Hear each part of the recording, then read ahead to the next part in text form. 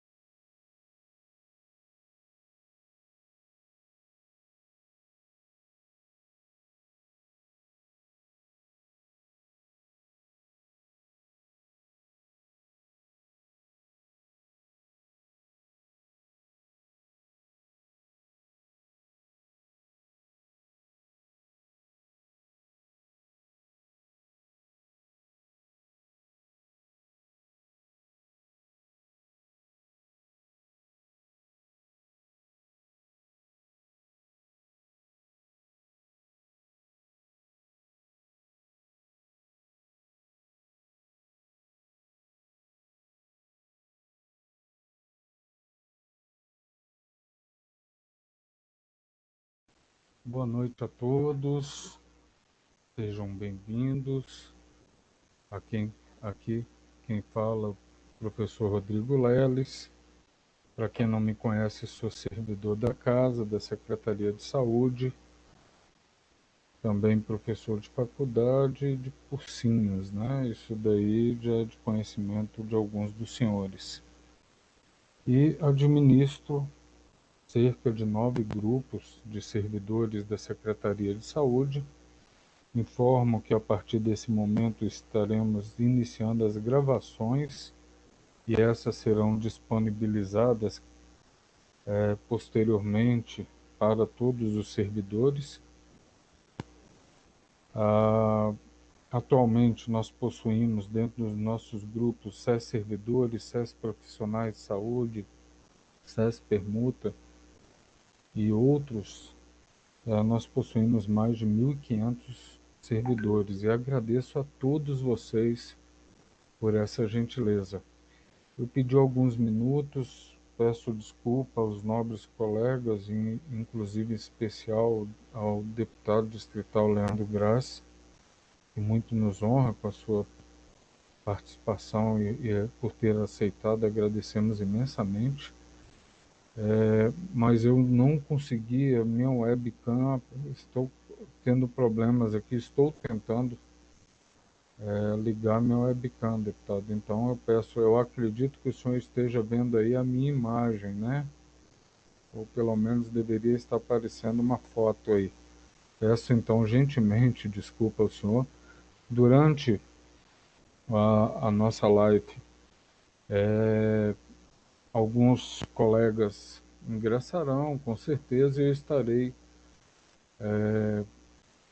observando aqui o ingresso e fiquem quanto às regras da nossa live. Nós já fizemos uma com o deputado Jorge Viana, agora estamos sendo honrados com a presença do deputado Leandro Graça. Nós temos com isso, deputado, a intenção de estreitar os laços, mostrar o trabalho do senhor, sanar algumas dúvidas que foram apresentadas na pauta e fique como regra que o senhor vai ter toda a liberdade, o microfone aberto, para explanar cada um daqueles itens de nossa pauta. Nós só daremos palavra para os membros que aqui se encontram, caso se faça necessário em algum momento especial e caso também seja pertinente, porque, por exemplo, eu coloquei o nome dos servidores que fizeram a pergunta. Às vezes a pergunta não está clara e nós precisamos da participação deles para esclarecerem. No mais, gostaria do fundo do meu coração, deputado, eu sei que a agenda do senhor é apertada, o senhor é um deputado muito atuante e eu não sou, o senhor talvez não me conheça ainda bem, eu não sou, infelizmente, desculpa falar o termo vulgar, mas eu não consigo puxar saco das pessoas, eu falo a verdade. Eu tenho muito problema aqui nos grupos por causa disso. Alguém fala alguma coisa, eu falo, não, é isso e pronto. Eu sou muito direto ao ponto.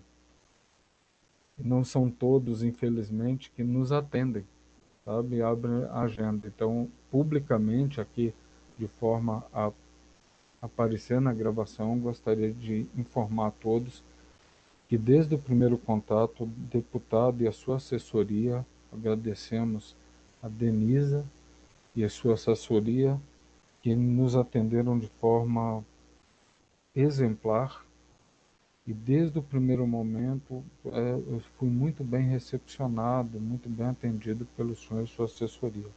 No mais, gostaria só, desculpe, vou falar o breve currículo do deputado, que eu acredito que se fosse falar todo, nós passaríamos aqui alguns dias.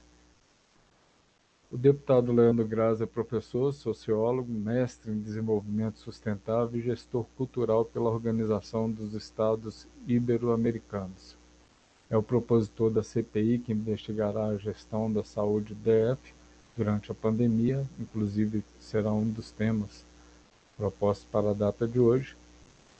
Desde que foi eleito deputado distrital em 2018, o deputado Leandro Graça se dedicou às ações para a melhoria do acesso e atendimento da saúde. Entre elas estão a Lei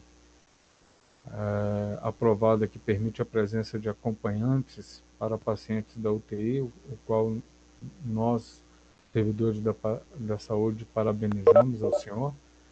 Também a lei de representações ao TCDF para regularização quadro de farmacêuticos e a fiscalização das unidades de saúde da atenção primária. Agradeço imensamente, deputado. A partir desse momento, a palavra é do senhor. Sinta-se à vontade. Obrigado, professor Rodrigo. Grande honra. Agradeço muito a oportunidade de estar falando aqui com vocês, servidores e servidoras da saúde do Distrito Federal. Primeiro, rendo aqui o meu agradecimento e minha homenagem ao empenho de vocês, especialmente nesse momento. Quero, do fundo do meu coração, agradecer a todo o esforço, a entrega, ao sacrifício. Boa parte dos servidores da SES tem ficado bastante tempo sem ver sua família, para não gerar riscos, para não gerar nenhum tipo de prejuízo à saúde dos seus pais, avós, irmãos, filhos. E a sociedade reconhece o trabalho de vocês. Digo que o nosso mandato reconhece também, por estar acompanhando, por estar dialogando, por estar perto, de alguma forma, de todos os hospitais, as UPAs, as unidades básicas de saúde, todos os servidores e servidoras com quem a gente tem conversado, temos recebido muita demanda, temos acolhido muito sofrimento também, muita angústia, e a gente se coloca ao lado aqui e rende essa homenagem, rende esse agradecimento a todos e todas. Quero agradecer a oportunidade de a gente estar dialogando, especialmente nesse momento. É um momento muito sensível, é um momento muito triste também e delicado da história da saúde pública do Distrito Federal, não apenas pela pandemia, que por si só já foi um grande golpe, já foi uma afronta muito grande à nossa capacidade de atendimento, à qualidade de vida dos servidores, à sua segurança no trabalho.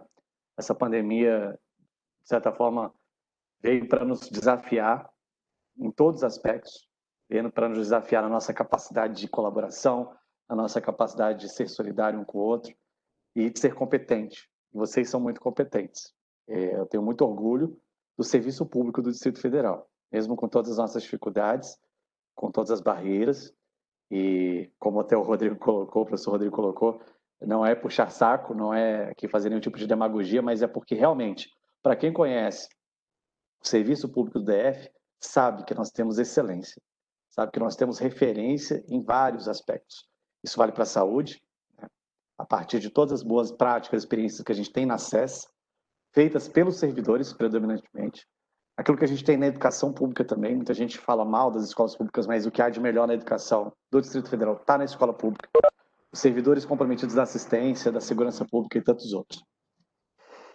E esse momento é um momento que, além de nos desafiar das mais diferentes maneiras, no nosso trabalho, no nosso cotidiano, no nosso exercício, é também um momento que nos exige, ao mesmo tempo, muito espírito público, controle social, exige por parte das instituições, principalmente da Câmara Legislativa, um compromisso de fiscalização do governo e exige também que nós tenhamos um diálogo fluido, um diálogo intenso com a área técnica, com os servidores da ponta, justamente para entender o que está acontecendo de verdade. Por quê? Porque, por vezes, aquilo que é divulgado, seja nos meios oficiais do próprio GDF, seja na publicidade institucional via televisão e rádio, nem sempre é o que condiz com a realidade. Então, o trabalho da imprensa tem sido muito importante para dar vazão e para mostrar o que de fato acontece. O trabalho dos servidores, né, que estão também nos espaços de participação social, ou até mesmo nos grupos informais, sempre transmitindo, mostrando, mandando fotos, mandando vídeos, dizendo, ó, não é bem assim, está faltando leito aqui, está faltando esse medicamento acolá, aqui não tem equipamento para hemodiálise, naquele hospital de campanha você não tem o respirador, e por aí vai. Né? Então, graças também a essa atuação de vocês estarem transmitindo o que acontece ali na ponta, nós temos conseguido, do lado do parlamento, né, do lado do legislativo, fazer uma série de ações bem contundentes, bem intensas, para cobrar da gestão, cobrar da Secretaria de Saúde o mínimo de transparência, de capacidade de trabalho para vocês e de atendimento à população. E nós temos esbarrado muito nessa reivindicação. Eu, mesmo na campanha ainda lá em 2018, fiz um compromisso que, uma vez eleito, eu teria uma postura fiscalizatória, seja lá quem fosse o governador. Fosse o Rodrigo Hollenberg reeleito, Ibanez, ou os demais candidatos que tinham se colocado a serviço, à disposição da sociedade, eu fiscalizaria. Não teria cargos no governo e iria exercer o papel que é o papel de um deputado. Fiscalizar, legislar e representar. Sem cobrar nada em troca, apoiando aquilo que é positivo e apontando erros, sempre propondo também alternativas. Fizemos isso desde o primeiro dia do mandato, a começar por aquela votação do Instituto de Gestão Estratégica de Saúde, acontecida em janeiro de 2019. Uma votação emblemática, porque foi a primeira proposta do governo a passar na Câmara, totalmente contrária ao que o governador havia apontado enquanto candidato, dizendo na época que o Instituto Hospital de Base era um ninho de corrupção, que o Instituto Hospital de Base era um desvirtuamento do SUS, que aquilo era uma forma de burlar as regras da administração pública. E a primeira coisa que ele faz em janeiro de 2019 é ampliar o modelo para todas as UPAs e os 2 hospitais regionais que vocês conhecem, alguns aqui inclusive trabalham lá, que é o IHB, que é o Hospital de Base, e Santa Maria. E desde então a gente vem fazendo acompanhamento. Votei contra o IGES, mas uma vez instalado, participei e estive próximo para ver como as coisas iam acontecer. Fiz reuniões com a diretoria do IGES para entender como é que eles estavam fazendo o processo seletivo. Fiz reuniões para entender como é que eles estavam comprando, como é que eles estavam estruturando o Hospital de Base Santa Maria, as UPAs. E, paralelo a isso, também, um trabalho muito forte do nosso mandato de fortalecimento e apoio à atenção primária. Todos nós aqui sabemos, é a solução, é a principal ferramenta para o SUS existir e se fortalecer. Então, visitamos dezenas de UBS, alguns de vocês nos receberam lá. Visitamos os hospitais regionais, veio essa legislação das UTIs, da visita ampliada, porque era uma demanda inclusive de profissionais e familiares, por diversas situações difíceis que vinham passando, de não poderem sequer ver os seus familiares. E a gente construiu isso também em parceria com a área técnica, construímos isso em parceria com especialistas, para tentar encontrar um texto plausível, porque a gente sabe também que a situação da UTI é delicada, às vezes não dá mesmo para a família entrar. Então, deixamos isso sempre a cargo da competência, da decisão, da direção, do gestor daquela unidade. Então, foi muito bem encaminhado e muito acolhido na sociedade. Então, tenho visitado as UBS, os hospitais, as UPAs, e começou a pandemia com o decreto de calamidade, todas as dispensas de obrigações por parte do governo em relação à Lei 8.666, em relação à Lei 8.112 também, e outras legislações para dar ao governo autonomia e capacidade para suportar a demanda em cima do sistema de saúde. A flexibilidade e a autonomia são importantes, a gente não pode negar, num momento como esse. Por outro lado, exige dos gestores mais responsabilidade, transparência e participação, para que as pessoas possam controlar o que está acontecendo.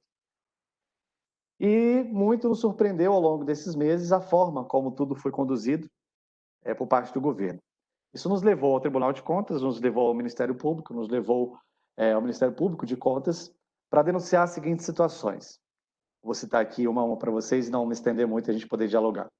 Mas, primeiramente, o que estourou agora com a Operação Falso Negativo, os testes. Em abril, nós oficiamos o Ministério Público de Contas e o Ministério Público do Distrito Federal e fizemos uma representação junto ao Tribunal de Contas sobre a falta de transparência nas compras de testes rápidos e a grande diferença de preços entre as empresas que estavam vendendo.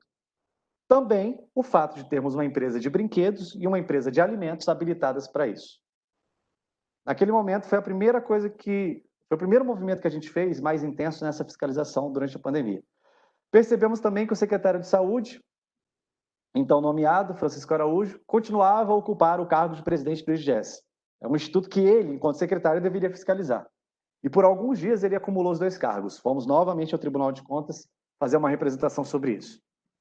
Transparência dos dados de leitos de UTI. A diferença da divulgação da sala de controle para aquilo que de fato existia na central de regulação. Mais uma vez, fomos aos órgãos de controle e denunciamos. Paralelo a isso, a imprensa também, mostrando, divulgando todos esses fatos. Nas demais áreas, não paramos também de fiscalizar as sedes da Secretaria de Desenvolvimento Social, entregando quentinhas e marmitas estragadas para a população de rua. Né? Fizemos a representação dos farmacêuticos, que o professor citou. Fizemos denúncia ao Ministério Público sobre o acúmulo de cargos da vice-presidente do IGES, que era servidora de um gabinete na Câmara, ela era servidora da representação do Piauí aqui no Distrito Federal e, ao mesmo tempo, ocupava um cargo no IGES. Na sabatina do novo presidente do IGES, eu coloquei isso e não tivemos resposta. Se haveria alguma medida disciplinar, alguma medida de afastamento desta senhora que hoje é vice-presidente do IGES. Nada foi feito, nada aconteceu e ela continua lá. Né? Identificamos aí mais de 140 servidores do IGES trabalhando no Agarram. O Agarram não faz parte do IGES. Denunciamos também. Superfaturamento dos hospitais de campanha. Descobrimos também sobrepreço, valores a mais, excessivos, em relação ao padrão contratado no Brasil inteiro. Mais uma vez, oficiamos os órgãos de controle. E aí veio a situação da educação, nós também fomos aos órgãos de controle novamente para tentar impedir, inclusive apresentamos um PDL na Câmara Legislativa para assustar o retorno das aulas na rede pública, que entendíamos e entendemos que é muito arriscado. Estou citando aqui alguns exemplos dessa nossa atuação de fiscalização. E há 3 semanas, vou retornar um pouquinho, me perdoe. Em julho, quando nós juntamos todas essas denúncias, ainda tem o fato lá dos respiradores que foram encontrados na sala do médico lá do Instituto de Gestão Estratégica, né? Juntando todas essas situações, essas denúncias, esses fatos, a gente resolveu então protocolar uma comissão parlamentar de inquérito, uma CPI, na Câmara Legislativa. Dia 6 de julho de 2020, obtivemos 8 assinaturas, número mínimo suficiente para protocolar o requerimento, e ele foi feito. Não houve nenhuma movimentação da presidência da Câmara, se querem apreciar o requerimento, de colocá-lo em discussão com os líderes, de pensar em implementar e instalar essa CPI. O requerimento ficou lá parado. Quando veio a Operação Falso Negativo e a prisão do secretário Francisco Araújo, 5 novos deputados resolveram assinar. Eu quero aqui listar o nome de cada um desses 13 deputados. Na ordem de assinaturas, talvez eu erre aqui um ou outro na ordem, mas vou falar os 13. Então, eu como signatário, deputado Arlete Sampaio, deputado Fábio Félix, deputado Reginaldo Veras, deputado Reginaldo Sardinha, deputado Roosevelt Vilela, deputado Daniel Donizete e deputado Eduardo Pedrosa.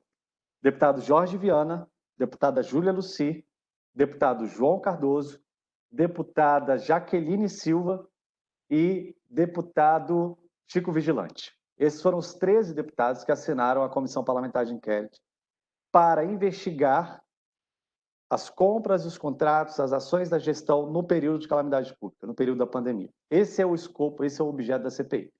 São vários fatos, obviamente. A questão dos testes já está mais adiantada graças ao trabalho do Ministério Público, do GAECO, toda a operação falso negativo. Mas existem outras linhas que não foram aprofundadas ainda, especialmente dos leitos de UTI e dos hospitais de campanha que nós queremos aprofundar. A CPI, então, há 3 semanas, recebeu as 3 assinaturas, ela teve essas 5 novas. Deveria ser instalada imediatamente, porque o requerimento obriga, estabelece que a Câmara só pode ter 2 CPIs com o número mínimo de 8 assinaturas. A partir da 3ª CPI, é necessário o número de 13. Nós já temos 13, né? E hoje só existe uma CPI instalada na Câmara, que é a CPI do feminicídio. Então não tem nenhuma justificativa, não tem nenhuma regra, não tem nenhuma norma no regimento que impeça o presidente da Câmara Legislativa de instalar a CPI. E por que eu digo o presidente? Porque a decisão de instalar a CPI é do presidente da Câmara Legislativa. Existe uma força política hoje, que é dos 13 parlamentares, da sociedade civil, do Conselho de Saúde, da própria OAB, que se manifestou, do Conselho Regional de Enfermagem, COREN. Nós temos nota do da Associação de Advogados Unidos contra a Corrupção. Nós temos notas de centros acadêmicos da área de saúde, citando aqui de forma específica o CAENF, da ESCS.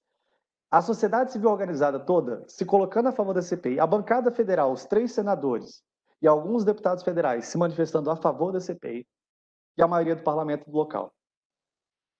Todos querem as investigações, sem nenhum tipo de julgamento prévio, condenação ou ato inquisitório. Nós queremos investigar, porque é função da Câmara, sem nenhum tipo de palco político, de protagonismo individual ou de estrelismo. Óbvio que existe uma descrença, existe, de certa forma, uma desconfiança da população quando nós falamos em CPI. Várias CPIs no Brasil não deram em nada, algumas serviram para aperfeiçoar políticas públicas, porque nem toda CPI ela vai no caminho de condenar alguém, ela vai no caminho de denunciar alguém. Eu vou citar, inclusive, o caso da CPI do feminicídio, que é uma CPI que está muito mais focada em avaliar e entender a rede de proteção às mulheres e as falhas do sistema, seja da área da segurança, da própria Secretaria de Mulheres, assistência social, e, de alguma forma, encaminhar uma proposta de solução, de qualificação desse serviço. Outras CPIs, de fato, elas vão ao encontro de entender atos, né, processos, iniciativas de gestores, como é o caso dessa. Nem toda CPI vai na linha de denúncia ou na linha de apontamento para pessoas ou ações. Outras vão também na linha de qualificação de políticas.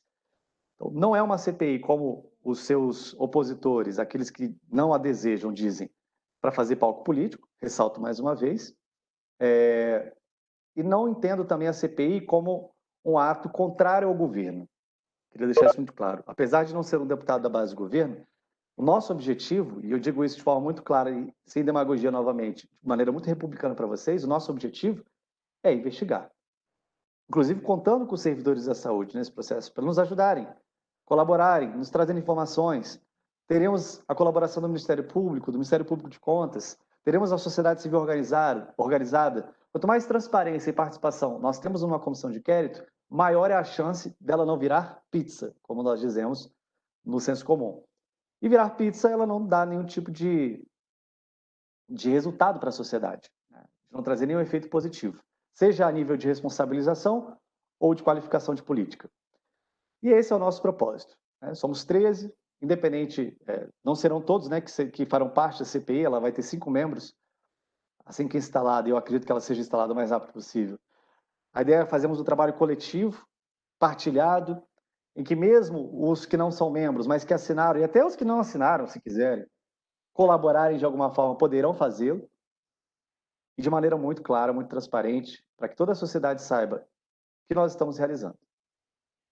Então eu quero aqui, para concluir, dizer que estamos aí no meio de uma verdadeira guerra política, porque existe uma tendência muito forte de desarticulação, de obstrução, de manobra para que a CPI demore ou que ela não seja instalada. Tenho conversado com os meus colegas, confio nos 13 deputados que assinaram a CPI. Ao dialogar com todos, nenhum me afirmou que vai retirar a assinatura, então estamos firmes no propósito de cumprir a nossa missão, que é fiscalizar. E eu vejo isso, pelo menos como deveria ser, uma grande oportunidade para o próprio governo do Distrito Federal. Ele deveria ser o maior interessado na CPI. Porque se você tem uma denúncia contra o seu governo, há que ser você o primeiro a querer dar explicações, a querer dar esclarecimentos para a sociedade. Porém, não temos visto esse gesto, né? Ao contrário, nos bastidores do mundo político, vocês acompanham os blogs, as páginas, os portais, existe uma movimentação orientada pelo governo, vou ser bem claro aqui, sem nenhum tipo de pudor, isso não precisa ser segredo, não é segredo para ninguém, de tentar dificultar os trabalhos, né? Mas eu espero que o governo respeite a Câmara, respeite a população e nos dê essa condição para trabalhar e cumprir o que nós temos que fazer, que é investigar, fiscalizar e representar a sociedade no seu interesse primordial, que é a boa execução do dinheiro público, a boa política pública e o respeito ao cidadão, ao usuário e aos servidores que estão lá todos os dias sacrificando sua vida, dedicando sua energia, seu tempo, seu projeto de vida também para a causa da saúde, a causa do SUS. Então, me coloco aqui à disposição para o diálogo, para a gente ter as perguntas e poder conversar mais. Me perdoem se foi muito longo ou prolixo, se demorei muito para falar o que era importante. Agradecemos, deputado, e, pelo contrário, o senhor está sendo bem objetivo, claro, e já está, inclusive, entrando num dos assuntos que foram solicitados, né, que nós mencionamos aqui, que seria a CPI. Gostaria, então, de seguir dentro da pauta da live que foi sugerida, nós apresentamos ao deputado, para quem não sabe, nós apresentamos 10 assuntos, né, 10 temas, e dentre eles a colega Kátia, que aqui eu vou evitar porque vai se tornar público, é uma servidora da SES, que mencionou a, a ocorrência de inúmeros assédios morais dentro do serviço público. Existe alguma proposta? Nós sabemos que já existe a lei, né, que defende o servidor, o crime de assédio moral, mas o senhor tem alguma notícia, existe alguma possibilidade de cobrarmos um pouco mais da Secretaria de Saúde em especial ou do próprio GDF, uma atuação, uma fiscalização maior ou a criação de grupos? O senhor poderia falar sobre o tema, por favor, deputado? Legal, isso é muito importante. Nós recebemos vários comentários, mensagens ao longo desse 1 ano e 9 meses sobre situações de assédio dentro da SES e de outras secretarias e outros órgãos. Professor, eu penso que nós temos que, primeiro, deixar claro para o corpo de servidores como um todo quais são os canais possíveis para se denunciar isso. Muitas vezes, até o servidor novo que chega ali há pouco tempo, já enfrenta uma situação como essa, ele não entende quais são os mecanismos e as ferramentas para ele se proteger, né? É claro que todo mundo muitas vezes fica receoso de fazer uma denúncia, de encaminhar isso para uma corregedoria, para uma ouvidoria, mas nós não podemos abrir mão desses espaços, dessas ferramentas. Então, nós temos a ouvidoria, nós temos a corregedoria, nós temos a própria ouvidoria do governo, nós temos o Ministério Público do Trabalho. Então, eu queria destacar o Ministério Público do Trabalho, porque ele vem atuando, principalmente agora, nesse período de pandemia, no sentido de levantar, dar luz para situações como essa. Tem sido muito importante o trabalho do NPT, aqui do Distrito Federal, para proteger servidores, para evitar questões de assédio e outras tantas. O que a gente precisa é incentivar, encorajar os servidores a procurar esses canais.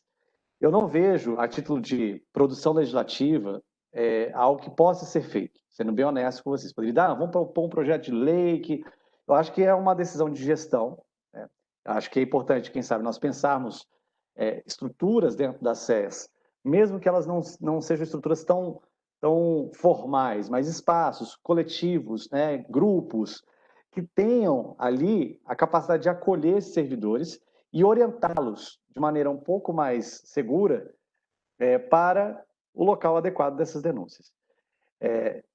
Não sei se já existe uma proposta em curso, não visualizei, se vocês souberem até, nós temos condições e desejo de apoiar, mas imagino que, primeiro, educação e orientação aos servidores sobre quais canais procurar, com destaque para o Ministério Público do Trabalho, e grupos de apoio, de acolhimento e orientação para aqueles que estão em situações mais vulneráveis do ponto de vista de assédio. Essa é a minha ideia, né? Eu não sou da área da saúde, mas creio que é uma situação muito comum em diversos setores do Estado. Isso acontece em todas as secretarias, infelizmente, ou quase todas.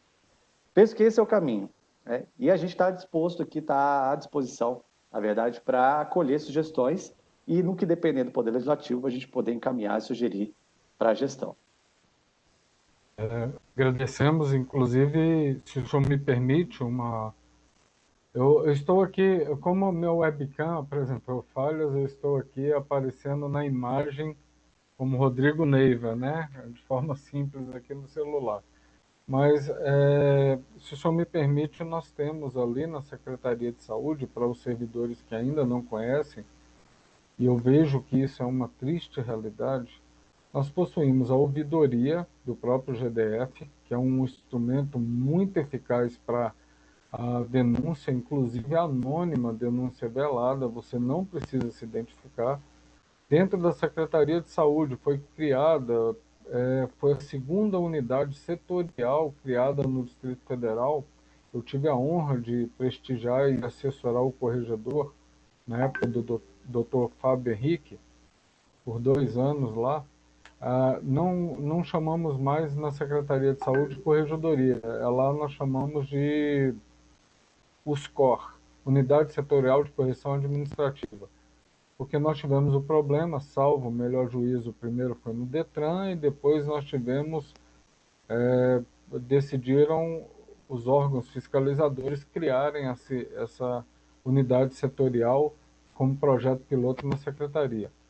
Então, quando o servidor apresenta, se o senhor me permite ajudá-los também, quando ele apresenta uma denúncia de forma velada ou explícita na ouvidoria, que é o caminho regular, ele depois, essa denúncia vai passar pela controladoria e vai ser remetida, caso hajam provas suficientes, e não são descartados nenhum indício, qualquer indício que tenha já serve como prova, será remetido para a unidade setorial de correção administrativa. E lá vai ser aberta, então, a sindicância, o processo investigativo, sindicância ou um próprio processo administrativo disciplinar, diretamente. Ou pode ser arquivado. Na prática, nós sempre acreditamos nos servidores. Hoje não faço mais parte, mas agradeço ao senhor a oportunidade de explicar aos meus colegas. Nem sempre temos essa oportunidade no próprio grupo. Mas, então, vou partir para o segundo assunto, que a servidora Elcia, né, nos falou sobre o plano de saúde. Isso daí está sendo uma loucura, deputado, para nós, servidores, porque, perceba, o GDF, ao meu ver, saiu com a proposta da criação do plano de saúde, ele simplesmente informou que teria, houve um pré, eu posso estar equivocado, e me corrija a qualquer momento, mas houve, ao meu ver, um pré-cadastro. Ele simplesmente chegou e falou assim: olha, preencham os dados, quem tiver interesse, e nós entendemos que não era uma proposta de confirmação do plano de saúde, era simplesmente uma possibilidade de estarmos ali, né, é, mostrando interesse. Ao que parece, mais de 60 mil servidores demonstraram esse interesse, mas nós ainda não sabemos valores, não sabemos nenhum detalhe. O senhor sabe de alguma coisa? O senhor pode nos ajudar, nos orientar? Professor, muito boa oportunidade de explicar para o pessoal a ouvidoria. Excelente. Acho que esse é o tipo de informação que tem que ser multiplicada mesmo. Sobre o plano, eu tenho uma preocupação também pela falta de informações que existe em relação a isso. O que nós sabemos é o que vocês certamente também sabem. Existe uma perspectiva de cooperação, né, uma espécie de um convênio entre o Instituto de Assistência à Saúde dos Servidores do DF, o INAS, e o BRB, o BRB Saúde, que viria para dar toda essa expertise, essa competência técnica para que esse plano acontecesse. Também não temos informações ainda relativas a valores, não temos informações relativas ao modelo em si deste plano. De fato, assistimos ao governo fazer esse cadastro, mas posteriormente, acho que eles anunciaram, foi em julho, se eu não me engano, um pouquinho antes, foi acho no início de julho que eles assinaram essa minuta do termo de cooperação, mas nós não vimos avanço até então, certo? Nós não vimos avanço. Uma coisa me preocupa muito nisso, o papel do BRB. O BRB ele vem acumulando ao longo desses anos, desses últimos 2 anos, uma série de políticas públicas. Vou dar um exemplo. Sistema de bilhetagem. O sistema de bilhetagem hoje está todo no BRB. A contagem, a distribuição e o repasse. Agora o plano de saúde. Políticas de assistência estão indo para o BRB, né? O cartão, material escolar. O que acontece? O BRB ele não tem ferramentas de gestão e ele não tem pessoal suficiente para dar conta disso tudo. Se porventura, vamos pensar, o BRB tem um problema do ponto de vista fiscal, financeiro, ele sofre uma crise, ou o sistema bancário brasileiro sofre uma crise, e o BRB, como um banco menor, mais fragilizado, vem a entrar num colapso, como é que ficam esses instrumentos de gestão? E como é que ficaria, por exemplo, o próprio plano de saúde dos servidores? Eu não sei se o caminho de cooperação com o BRB seria um caminho sustentável e um caminho seguro para esse plano de saúde. Portanto, nós precisamos acompanhar, temos aguardado aí uma nova movimentação do governo e do próprio BRB, no sentido de apresentar esse plano de fato como será, dar os detalhes e a gente avaliar se isso vai ser bom para o servidor, se isso é sustentável também, para que não seja uma armadilha, às vezes uma aventura, né, na verdade, para todo mundo, inclusive para o próprio governo, daqui a 2 anos, 3 anos, a gente tem um problemão, esse plano de saúde ele se esvai, e aí a gente tem dívidas, a gente tem compensações, e a gente tem pessoas desamparadas em relação à assistência à saúde. É preciso que a gente tenha um controle social muito forte, né? É preciso que os servidores, não só da saúde, todos do GDF, estejam bem atentos, os sindicatos também acompanhem isso, para que a gente tenha o maior nível possível de transparência e entendimento dessa proposta, que é tão enigmático para vocês quanto para a gente, né? Nós chegamos a questionar isso em plenário, dias atrás e algumas semanas atrás, outros deputados vêm questionando isso, e não temos resposta do governo ainda sobre os detalhes do plano. Gostaria então, deputado, se o senhor me permite, solicitar, o senhor já manifestou aí apoio, mas solicitar esse apoio, que possam estar cobrando do governador, do secretário de saúde, porque uma coisa somos nós, o elo da corrente, mas infelizmente o elo mais fraco. Quando tentamos conversar com os nossos gestores. Outra coisa, o nobre deputado, quando se apresenta lá e pede, eu sei porque eu também assessorei, trabalhei no gabinete da SUAG, que era responsável na época de receber os ofícios e responder os ofícios quando eram quando os deputados distritais buscavam informações, e nós tínhamos muita preocupação em responder rapidamente, cumprindo o prazo e atender na íntegra. Então, eu vejo que o peso do nobre deputado claro, muito maior do que nós servidores. E nos colocamos sempre à disposição do deputado no que necessitar. Já gostaria de parabenizar. Eu vejo, antes dessa live, eu tentei conhecê-lo um pouquinho melhor. Inclusive, em breve teremos aqui a Patrícia, uma das minhas alunas de atividades que eu desempenho, e ela pediu autorização para entrar na live, porque o senhor faz parte da associação do bairro lá e é muito atuante nesse bairro lá, ajudando essa associação. E eu parabenizo, então, e o senhor, pouco sabemos disso, né? De uma forma. Seguindo aí nossa live, então nós temos o item 3, a carga horária menor e o salário dos técnicos de enfermagem dignos para não precisarem trabalhar em 2 empregos. Também foi a profissional Elcia que levantou esse assunto. Infelizmente, não só os técnicos de enfermagem, os enfermeiros, os médicos, e todos nós, né? Eu, por exemplo, eu também sou servidor público e sou professor de faculdade para ajudar no orçamento. Então, nós sabemos que existe agora uma reforma administrativa, o plano é realmente o executivo sofrer. Não estão cortando a carne os nossos congressistas e precisamos da voz do senhor. Gostaria de ouvir um pouco o senhor sobre esse tema, por favor.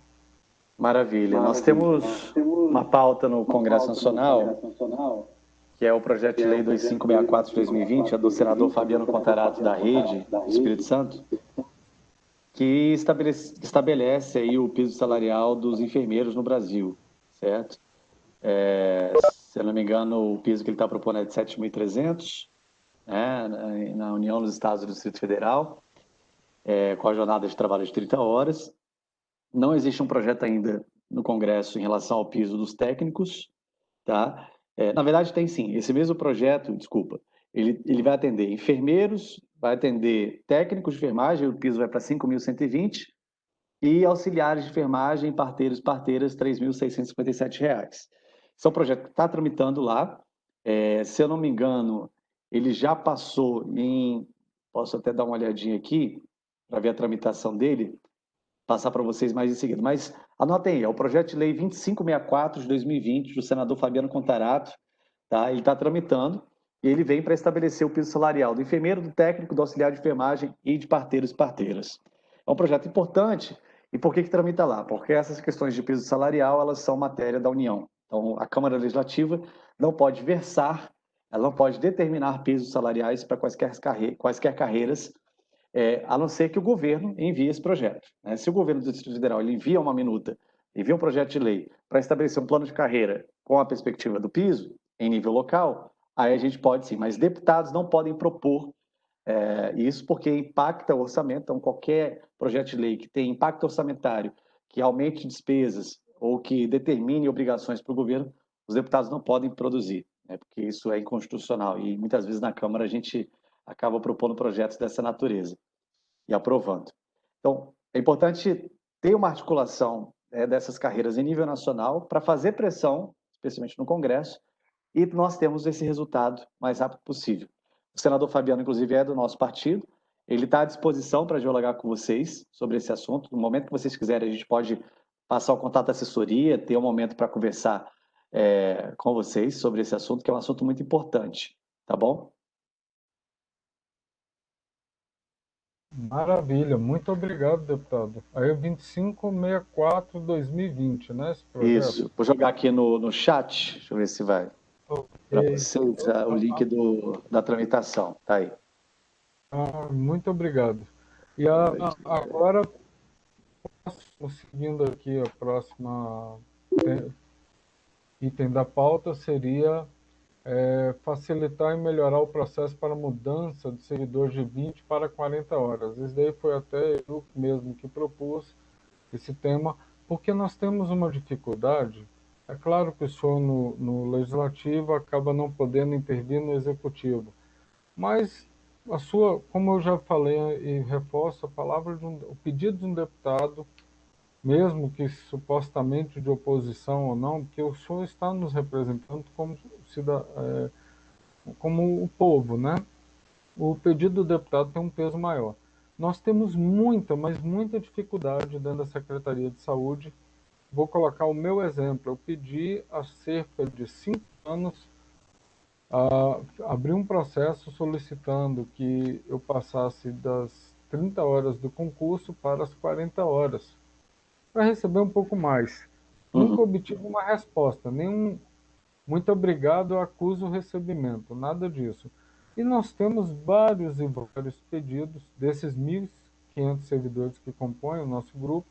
Quando tocamos nesse assunto, aí vira uma chuva de mensagens falando que todos estão pedindo e nenhuma resposta se obtém. A única forma hoje que nós sabemos de conseguir as 40 horas seria a implementação, quer dizer, assumir um cargo ali dentro da secretaria. E aí é uma fuga, né? Um desvio da conduta correta. E aí, o que acontece, deputado? Nós estamos em tempo de pandemia. Fala-se em abrir concurso, precisa aumentar o fluxo da saúde, precisa aumentar o número de servidores da saúde.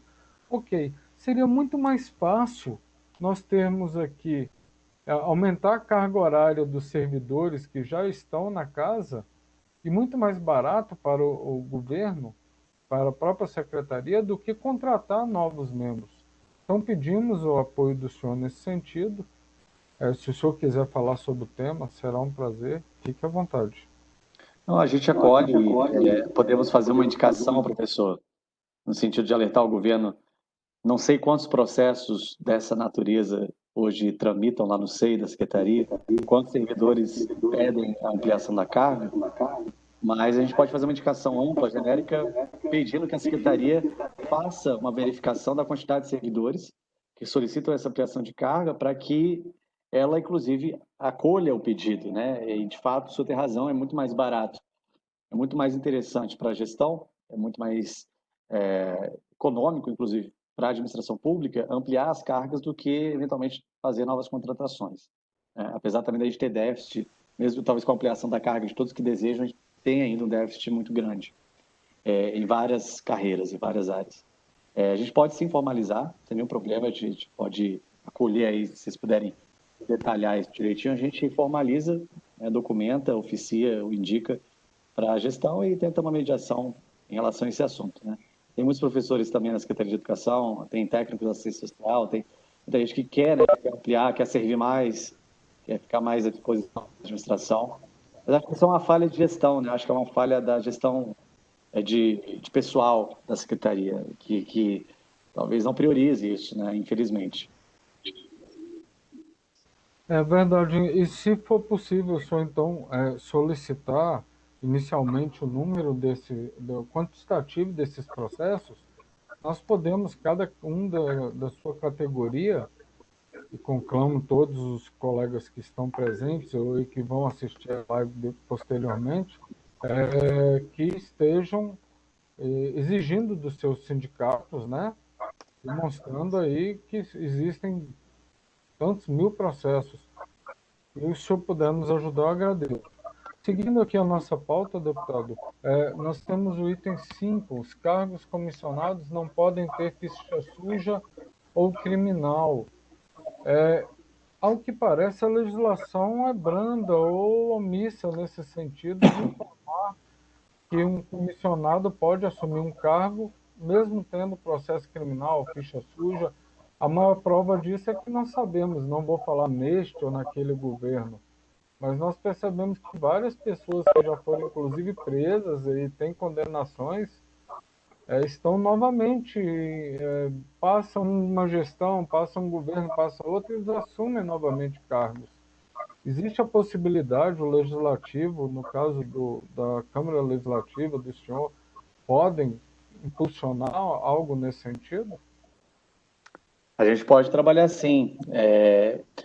Existe uma emenda à Constituição, né, que é lá de 2012, se eu não me engano ainda, que ela estabelece a ficha limpa para o ingresso, né, no serviço público. E é extremamente contraditório que essa mesma regra não valha para os cargos de natureza política, né, especialmente primeiro e segundo escalão. Embora haja sempre, né, na campanha um compromisso de quem disputa o executivo de falar: eu não vou indicar pessoas condenadas, eu não vou indicar secretários que têm uma ficha suja, eu não vou indicar pessoas com problemas na justiça, mas aí começa o governo, a gente sabe como é que funciona. O próprio governador falou na campanha que não ia ter ficha suja no governo dele, no início tinham administradores regionais, subsecretários com problemas na justiça. É claro que a gente tem que também considerar o devido processo legal, presunção de inocência, o direito de defesa das pessoas, né?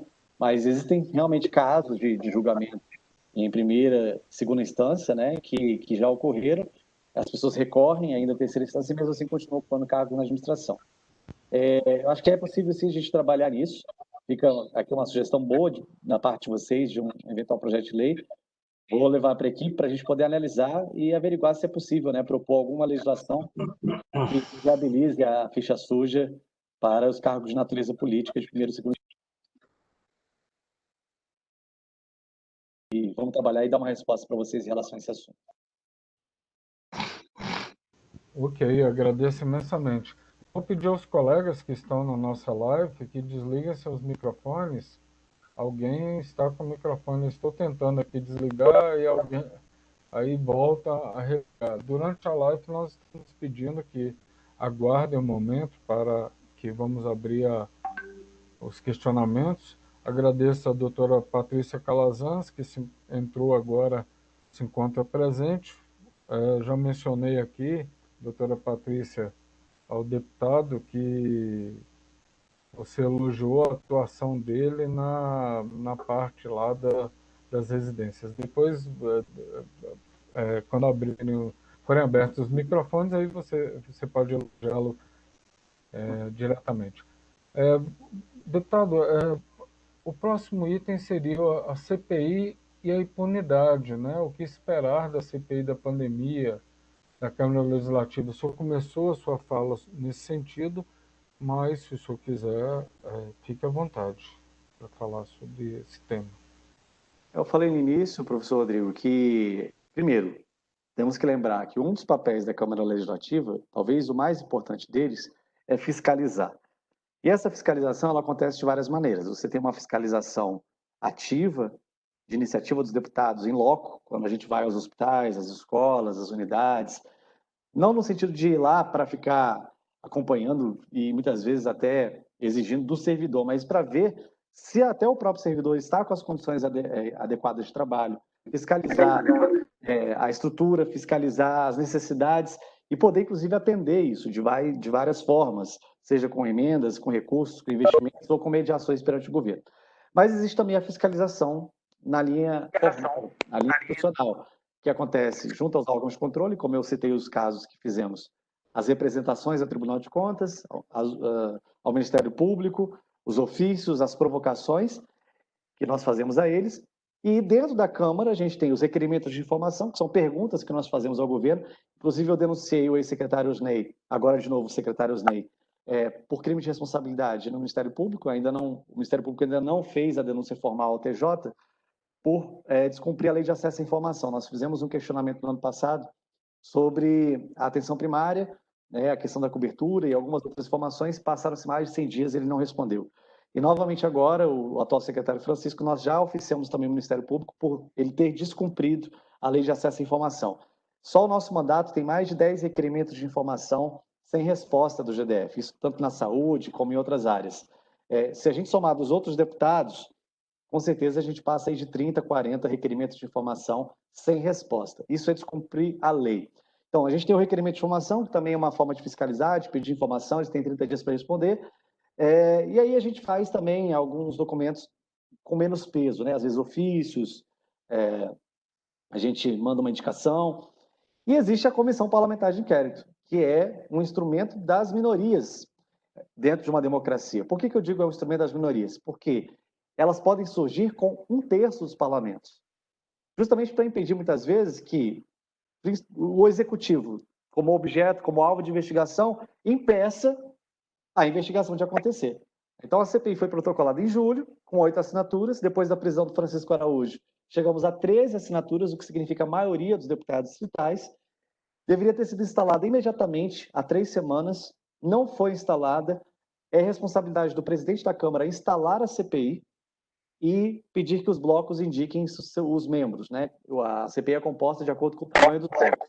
O primeiro signatário geralmente tem vaga, o primeiro signatário, no caso fui eu, geralmente tem vaga, e aí as outras 4 vão ser distribuídas de acordo com a proporcionalidade dos blocos partidários. E aí nós vamos compor uma equipe técnica e vamos trabalhar, é isso que a gente quer fazer.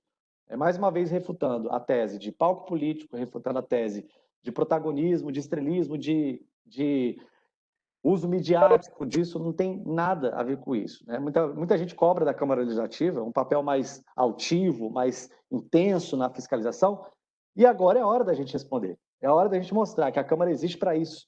A Câmara existe para fiscalizar o governo, não para ser anexo do Buriti, não para fazer favor para o governo o tempo todo. A gente ajuda o governo várias vezes. É papel da Câmara ajudar o governo. Nós somos independentes, mas nós somos harmônicos entre os poderes. Mesmo nós da oposição, votamos diversos projetos que o governo enviou, porque avaliamos que eram positivos para a sociedade.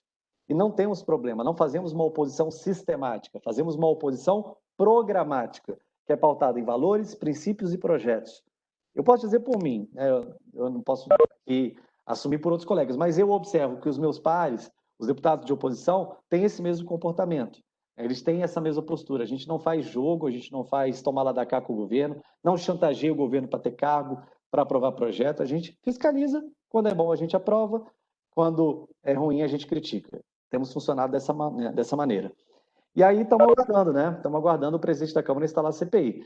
Ele pediu um parecer da Procuradoria da Câmara, né, do jurídico da Câmara, sobre o nosso requerimento. Isso é inédito. Nunca, pelo menos nós não identificamos no sistema, nunca a presidência, antes de instalar uma CPI, consultou o jurídico da Câmara. Nunca.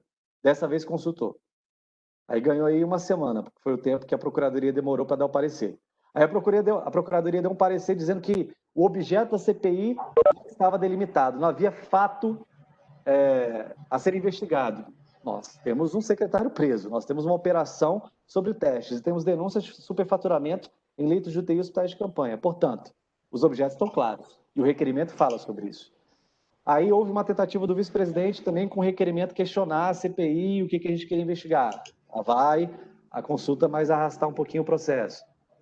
E estamos aguardando, né? Segundo o presidente, ele quer fazer uma consulta aos líderes, o que também não é necessário, para decidir se instala ou não a CPI.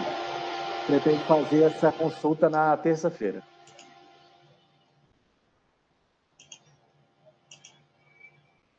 Obrigado, deputado. Espero que estejam me ouvindo bem. Eu estou modificando minha forma de... ao invés do equipamento, a operar aqui com a facilitar aqui a nossa conversa. Seguindo, então, nós temos, inclusive, acredito que o servidor esteja aqui, o nome, pelo menos, se apresenta. Caso o servidor tenha alguma dúvida e queira fazer diretamente, poderá se apresentar ao final da fala do deputado. O servidor da Secretaria de Saúde, o Wellington, solicitou qual a visão do deputado a respeito da privatização e terceirizações dos serviços públicos da saúde. O que o deputado acha dos meios que usa mudança, mesmo não sendo explícita, se utiliza do sucateamento para passar uma imagem de eficiência. E antes do senhor, deputado, eu gostaria de fazer uma ressalva. Infelizmente, eu não vou falar aqui deste ou daquele governo, mas é uma realidade que nós estamos vendo. O pessoal quer que a saúde seja eficaz, nós queremos, e deixamos aqui público para que fique registrado, nós queremos trabalhar, nós queremos atender a população em geral da melhor forma possível, de uma forma digna, de forma carinhosa, de forma a salvar vidas. Mas nós nos deparamos com aquela triste realidade de não termos aí equipamentos, há realmente um sucateamento em algumas áreas. E não é só essa realidade. Eu vejo aqui, por exemplo, sou morador do Guará. Eu criei agora dos vários projetos que eu tenho, criei agora uma escolinha de skate para ver, junto com os skatistas aqui da região, que fizeram uma revitalização da pista de skate local no CAV. Porque vão privatizar o CAV, mas deixaram realmente tudo sucateando. Então, parece que é mais fácil sucatear o patrimônio público para depois vender ou doar ou fomentar parceiros. E detalhe, nós continuamos pagando por isso. Então, me desculpa a minha fala, é uma indignação minha, que vai ao encontro ao servidor Wellington. Então, qual a visão do deputado a respeito das privatizações e terceirizações na saúde e dos meios que o deputado acha dos meios que o governo utiliza nessas mudanças, né? Que não são explícitas muitas vezes, que é o chamado sucateamento, depois trazer uma imagem de eficiência. A palavra do senhor. Eu acho que o Wellington já fez a conexão necessária para nós entendermos tanto o sucateamento quanto a privatização. São coisas que caminham paralelamente. Você vai sucateando para justificar que o privado funciona melhor que o público. Eu não sou um estatista, mas eu também costumo questionar muito esse mito do privado, que tudo que é privado é melhor do que o público. Isso não se aplica à realidade do Brasil e de outros países do mundo. Não é por ser privado que vai ser melhor, tampouco porque é público. É melhor na medida que você tem planejamento, uma avaliação, um monitoramento, e você tem participação social para fazer o controle sobre a qualidade da política pública. É isso que é preciso. Essa talvez não é a receita pura, mas são as variáveis essenciais para você ter um serviço público de qualidade, com servidores fortalecidos, bem remunerados, bem informados, valorizados, com o controle social forte, com o usuário podendo interferir e ajudar nas soluções do sistema, né, do serviço público, da política pública, você ter o desenho bem estruturado, baseado em evidências, baseado nos indicadores, dos territórios, da realidade do povo. O SUS é um bom exemplo disso, porque o desenho do SUS ele é muito coerente com a realidade do Brasil. Ele é muito sintonizado com a dinâmica da população. O problema é que, justamente, numa lógica para se ter mais lucro, para se fortalecer o poder econômico, vem se construindo a narrativa que não é de agora, já vem de muitos anos, talvez desde o início do próprio SUS, que a gente vem avançando com o SUS, né? O SUS não caminhou, o SUS caminhou muito, o SUS avançou bastante. Mas, paralelo ao avanço do SUS, veio avançando também uma narrativa de que o SUS nunca vai se consolidar, o SUS nunca vai se consolidar, o SUS nunca vai ser concluído, nunca vai dar certo. E esses que trazem essa narrativa, aos poucos conseguiram ocupar espaços importantes dentro dos parlamentos, posso dizer dentro do Congresso Nacional, dentro do Ministério da Saúde, por vezes em secretarias de saúde. E foram parceiros do sucateamento, foram parceiros da precarização do trabalho, da precarização dos espaços, da precarização da entrega, da eficiência do serviço, que é um pouco o que a gente está vendo agora. Eu acho que o exemplo do DF hoje ele é emblemático, porque o Instituto de Gestão Estratégica de Saúde, ele é, obviamente, uma lógica de terceirização e quarteirização. É só de terceirização, de quarteirização também. Né? E de baixa transparência, de muito personalismo, pouca impessoalidade. Esse processo seletivo do IGES é uma fraude. Nós, inclusive, fomos ao Tribunal de Contas para mostrar que ele é uma fraude. Você seleciona servidores da saúde perguntando, por exemplo, no processo, lá no questionário feito por aquele site, quem tinha sido a Miss Brasil. Né? Claro que é um concurso bacana, né? Quem gosta.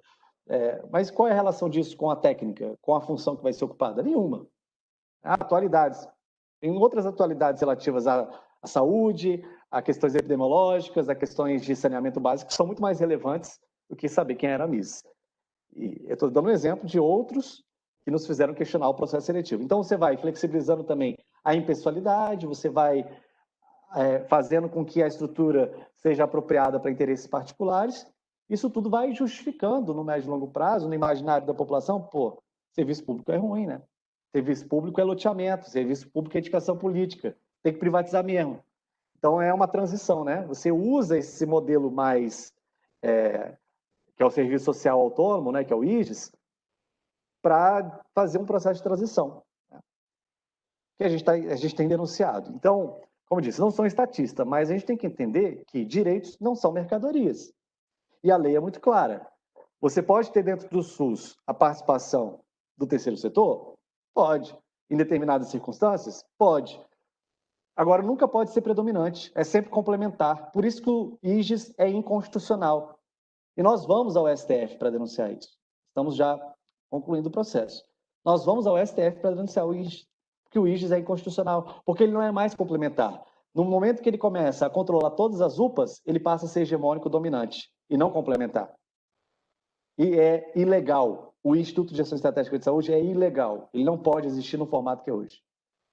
E é preciso que a gente trabalhe, então, coletivamente para denunciar essas coisas. Então, trabalho também de mobilização, de luta, né, de engajamento, sensibilização da população. A gente precisa de uma educação para o SUS. Muita gente não sabe como é que o SUS funciona. O cidadão tem dor de cabeça, tem diarreia, vai direto para o hospital. Nem procura saber se perto da casa dele tem um posto de saúde, uma unidade básica. Também tem que usar. E aí que eu questiono muito a publicidade institucional, quando eu bato nisso. Agora o governo do Distrito Federal suplementou há 4 meses, no início da pandemia, em 69 milhões a verba de publicidade. Eu questionei, não em si a publicidade, eu acho que a publicidade institucional tem valor, tem importância quando ela é utilizada para utilidade pública, para ajudar a população, para educar a população, para você mostrar à população como funciona o serviço e ela poder aproveitá-lo melhor, né? E não ficar falando de calçada, que fez asfalto, isso é obrigação do governo, né? A zeladoria é óbvio. Então você usa a publicidade institucional para fazer educação para a saúde pública. Cidadão, está com problema de saúde, está com algum sintoma, procure a unidade básica de saúde. Às vezes não vai ter, né? Porque o governo não investe em atenção primária, que compensa mais a lógica hospitalocêntrica, porque dá mais lucro para quem financia a campanha de quem ganhou. E aí você vai aos poucos trazendo a sociedade para o sistema, né? Mostrando para ela que aquilo é um patrimônio dela mesma. O serviço público é um patrimônio da sociedade. E as políticas públicas, elas não podem ser políticas de governo, elas têm que ser políticas de Estado. Elas têm que estar sintonizadas com os sistemas, com as legislações, com os estatutos que foram definidos em 88, 90 e dali para frente, né? É nisso que a gente se pauta para fiscalizar. Muita gente, quando vê as nossas ações nos órgãos de controle, fala, esse deputado tá enchendo o saco, né? Ele está lá o tempo todo brigando. Não é porque a gente quer pegar no pé do governo, só que a lei seja cumprida, só isso. Né? É que é esse o nosso papel também.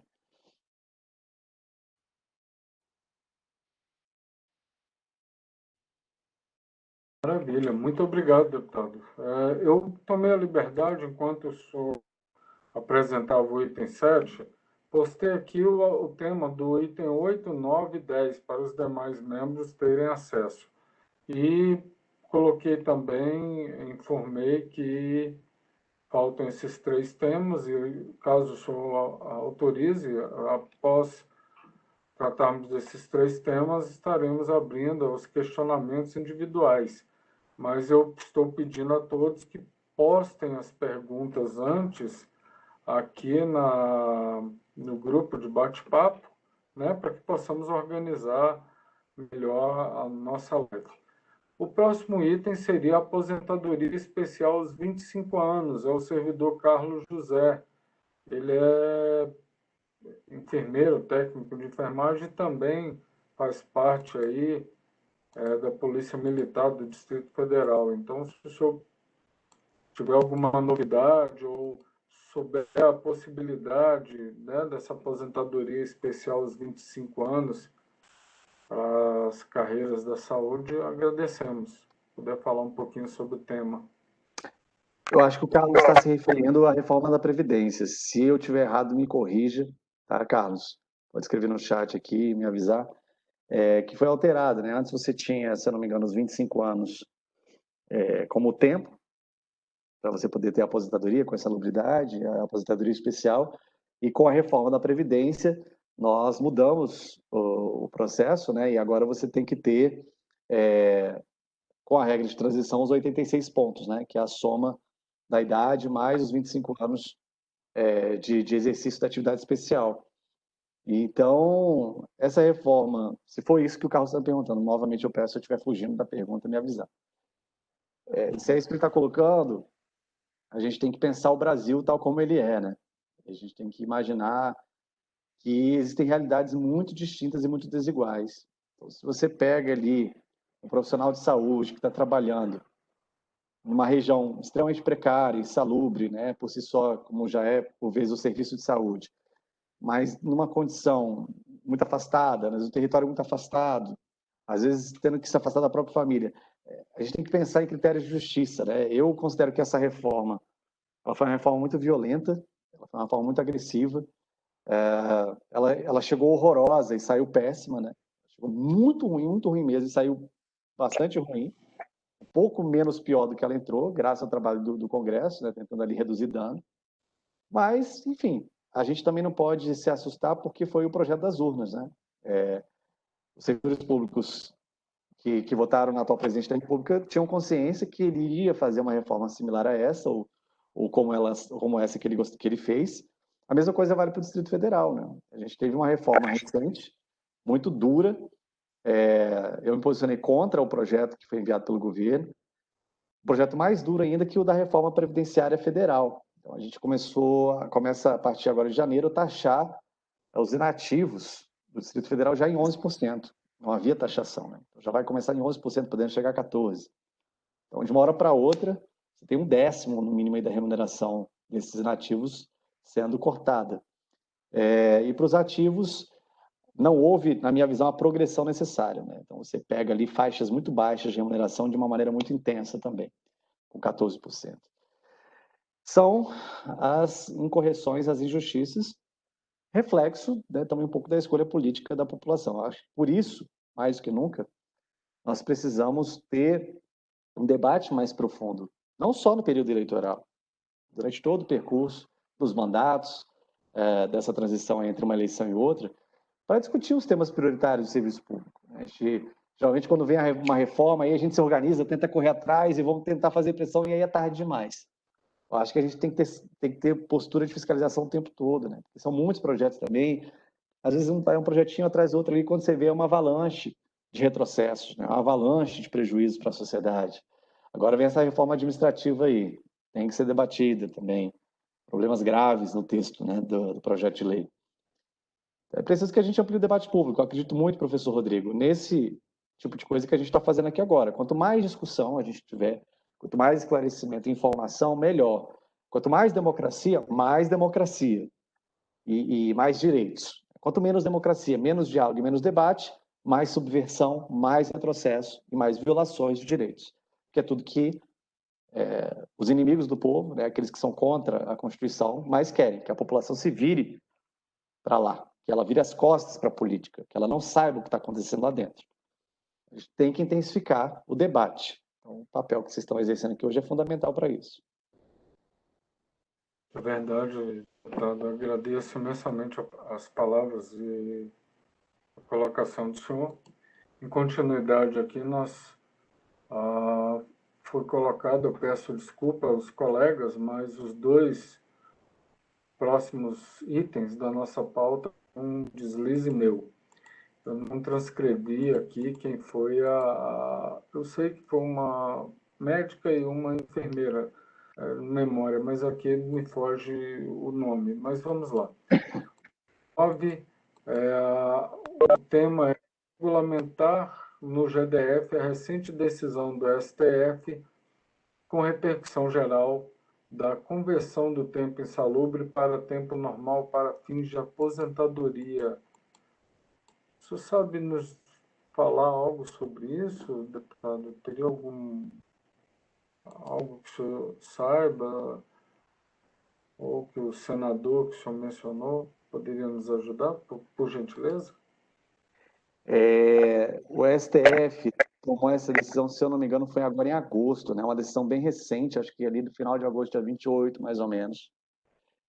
E é uma decisão que traz exatamente isso que está na pergunta, dar o direito de conversão no tempo comum do tempo prestado sob condições especiais que prejudica a saúde ou a integridade física do servidor público, né? Então, isso dá uma espécie de bônus na aposentadoria. Pode aumentar até em 40% o tempo de contribuição no regime geral, no caso de homens, e 20% das mulheres.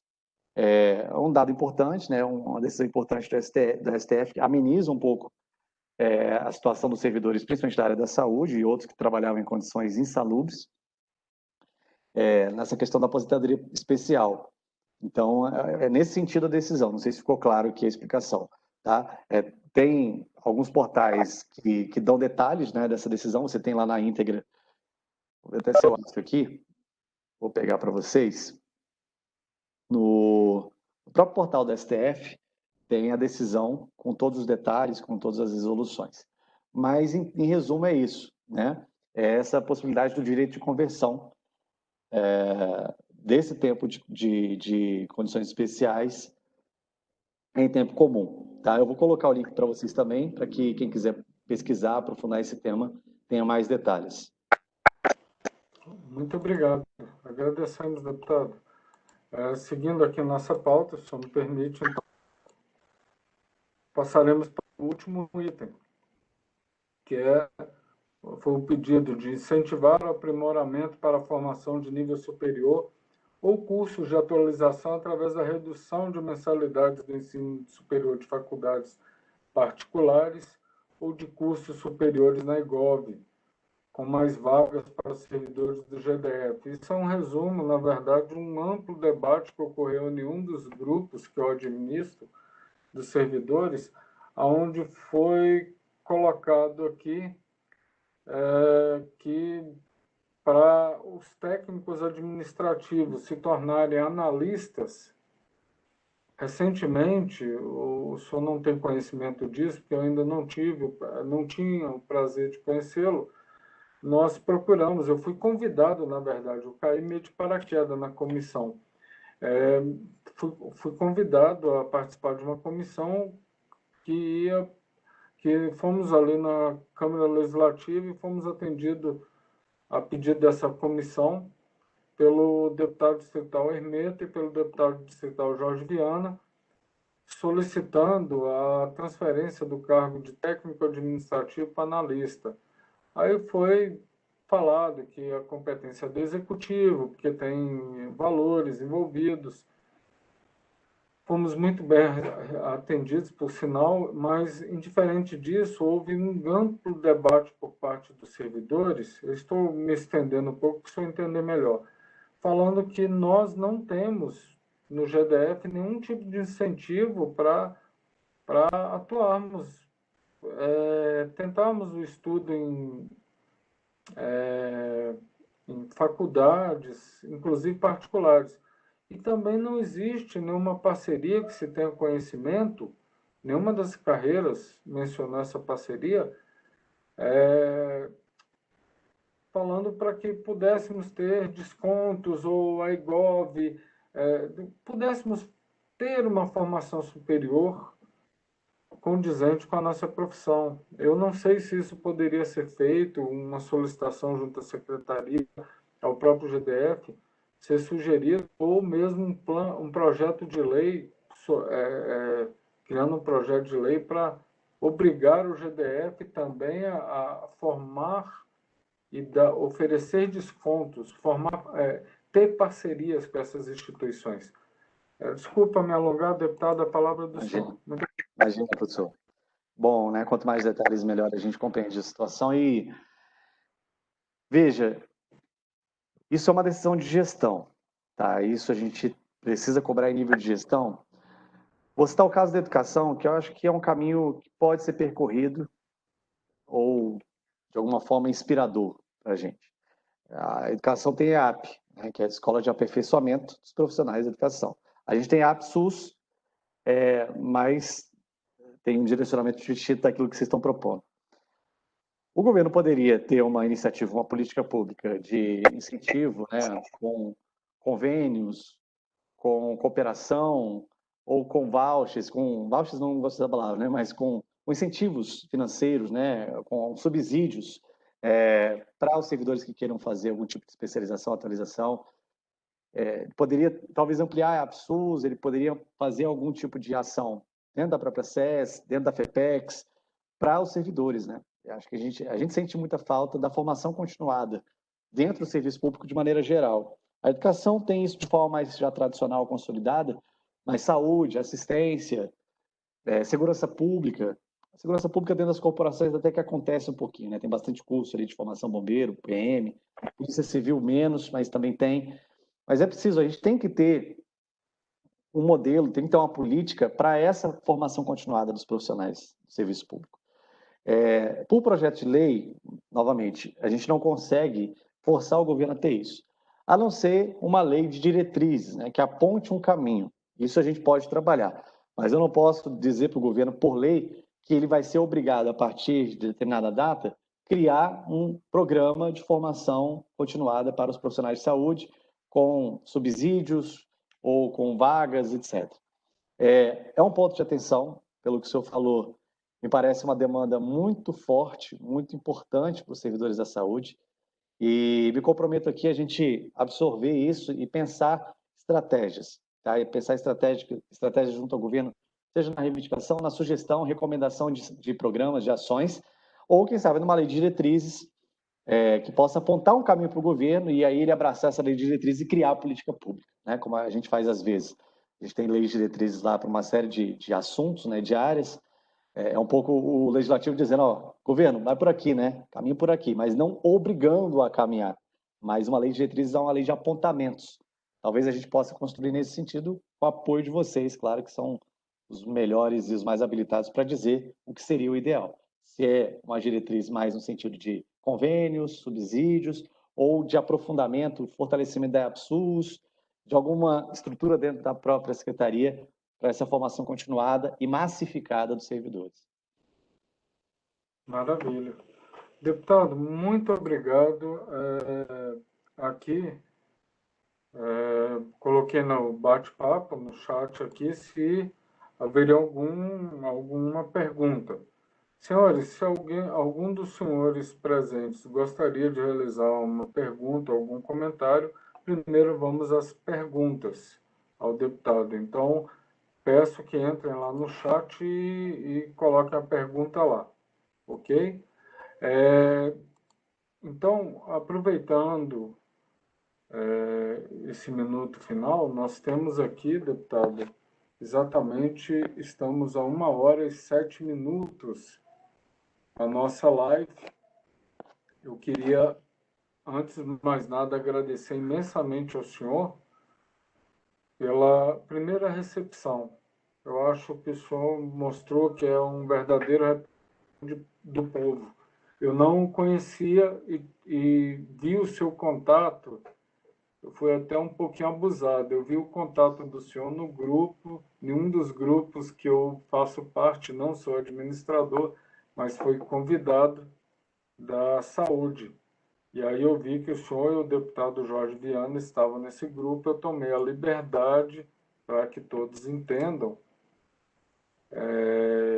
eu tomei a liberdade de pegar o telefone do deputado que ali estava no grupo e entrei em contato com ele, pedindo autorização, pedindo para ele nos atender com essa live. E desde pronto, eu acho que convém, e seria da minha parte, informar que desde o primeiro contato que eu tive com o deputado, eu sempre fui muito bem recebido. Eu não o conhecia, depois ele me passou para a assessoria dele, eu fui muito bem atendido pela assessora do senhor, parabenizo pela escolha. Me coloca à disposição para divulgação do trabalho do senhor dentro dos nossos grupos. Eu acho que é um elo, é uma mão dupla, né? São mais de 1.500 profissionais. E como eu estou vendo aqui que nossos colegas estão meio quietinhos, se alguém quiser fazer algum questionamento ou conversar com o deputado, senhores, vou conceder aqui o minuto final. A proposta eu acho que foi muito bem atendida, o senhor foi muito claro nas explicações, e peço que possamos ter uma segunda oportunidade. Que esse seja só o primeiro contato, possamos ter um segundo, terceiro contato. No mais, me coloco à disposição do senhor e agradeço e vou deixar as palavras para encerramento para que o senhor possa realizá-las.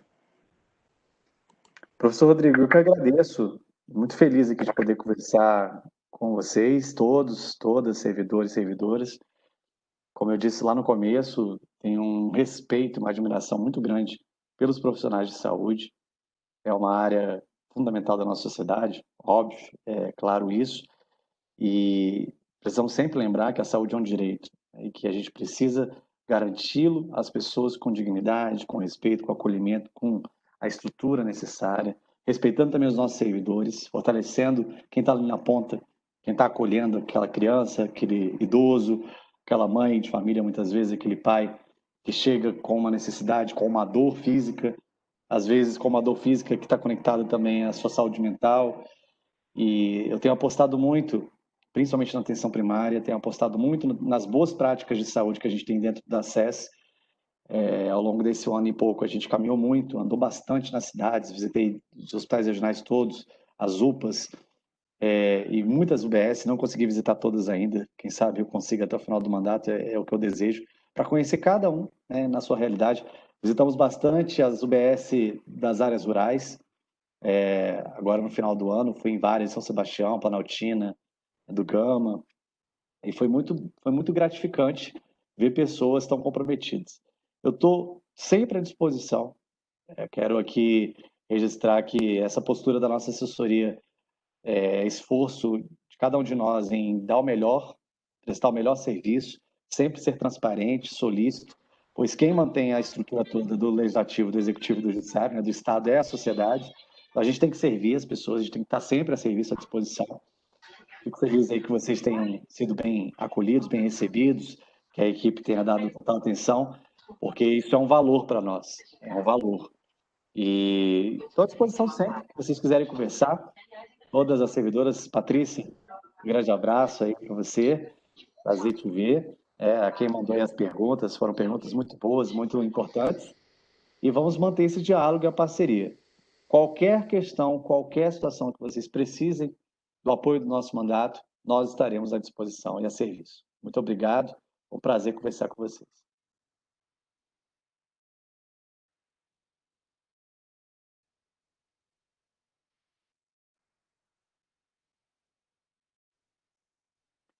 A gente não está te ouvindo, professor, acho que seu áudio está desabilitado.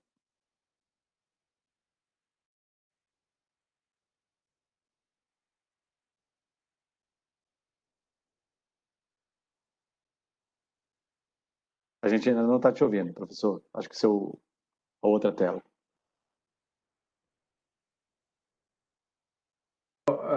Deputado, ok, desculpe, foi Nada. falha. Vamos lá. Nós que agradecemos ao senhor por nos atender. Sei o tanto que o trabalho é árduo, difícil e às vezes as pessoas esquecem, os nossos próprios representantes esquecem que estão nos representando e fecham suas portas. E não foi o caso do senhor em momento algum. E aí, durante a fala do senhor, surgiram dois comentários aqui, um no meu WhatsApp privado e outros dois comentários aqui no chat que eu gostaria de colocar.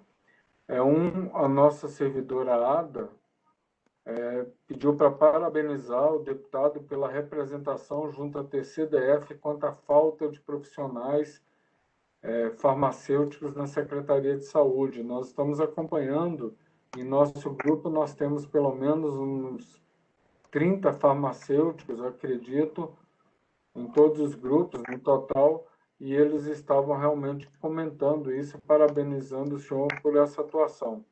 Também temos aqui a Luana parabenizando o senhor, o Pablo parabenizando o senhor por sua lucidez. Poucas vezes vimos na Câmara Legislativa do Distrito Federal tão bem representada e eu, de igual forma, agradeço ao senhor. O Leandro, o Hélio totalmente de acordo. Seguindo aqui, vem o nosso colega Wellington, né, que fez um tema da live. Então, o Wellington, ele fala, só um comentário a respeito do meu questionamento. Então, eu vou tentar me organizar aqui, Wellington. Só lembrar também ao deputado qual foi o seu questionamento. O questionamento do senhor, só para que o deputado entenda melhor, foi o item 7 da nossa pauta. Isso. Sobre a visão, né, da privatização, a visão sobre o sucateamento, suposto sucateamento da saúde dos órgãos. Então, só para comentar, o senhor está vendo aqui na pauta, ou no chat, que o colega diz que concorda com o senhor sobre quem... só um comentário a respeito do meu questionamento, concordo com o deputado sobre quem faz o serviço, desde que bem feito, que seja público ou privado. Mas meu questionamento foi mais no sentido da forma covarde como as coisas são conduzidas pelo governo. Acredito que a forma do sucateamento que ele fala, minando os servidores de crueldade.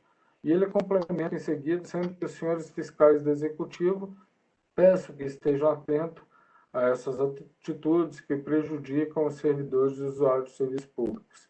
Eu também pedi isso ao deputado, ele demonstrou, Elton, eu não sei se o senhor estava no momento da live, mas dou a palavra ao deputado para a resposta.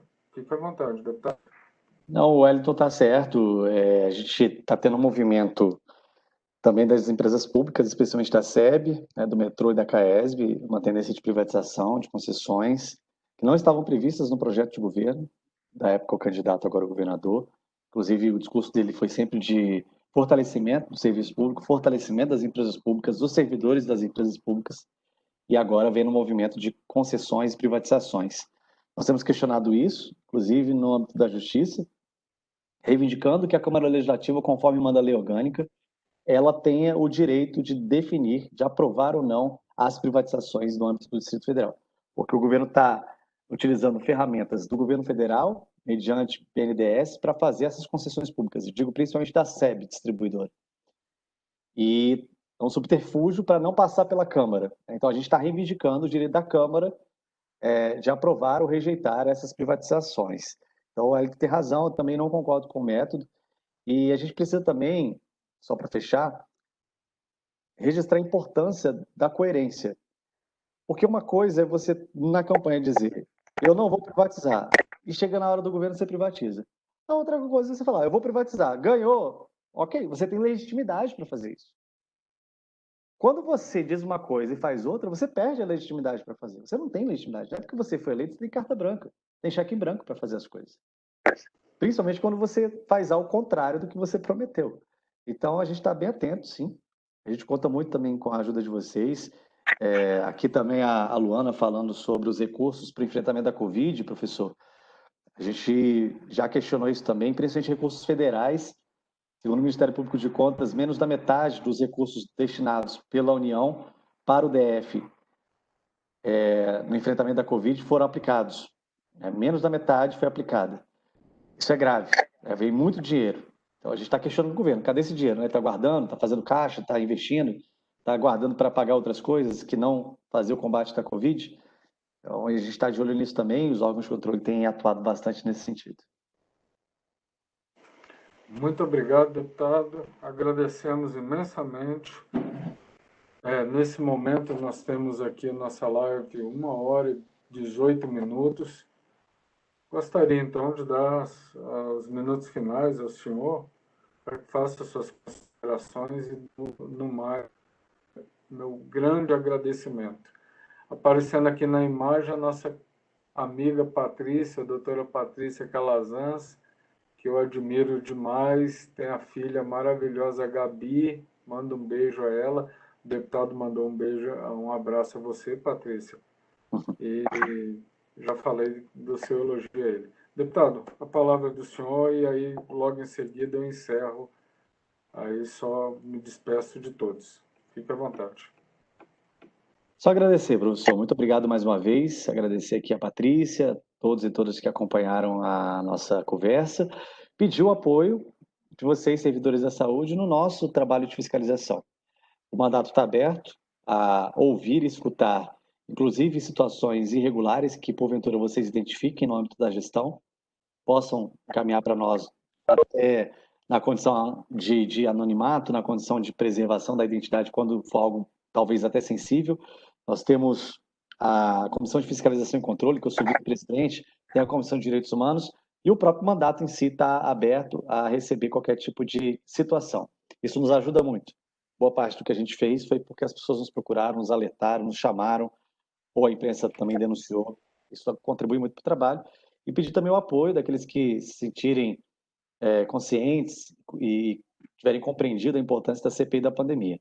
Ressalto mais uma vez que não se trata de nenhum instrumento de uso político individual ou de pequenos grupos dentro da Câmara, mas se trata do direito do parlamento, do direito do Poder Legislativo, que é a representação da população, de fazer a sua fiscalização, a investigação, o aprofundamento, exigir explicações sobre essas denúncias todas que eu citei, que são gravíssimas. Infelizmente, num momento como esse de pandemia, de calamidade pública, nós temos evidências, indícios de mau uso do dinheiro público, de desvios, superfaturamentos, nepotismo, desvio de insumos, coisas muito graves e inconcebíveis.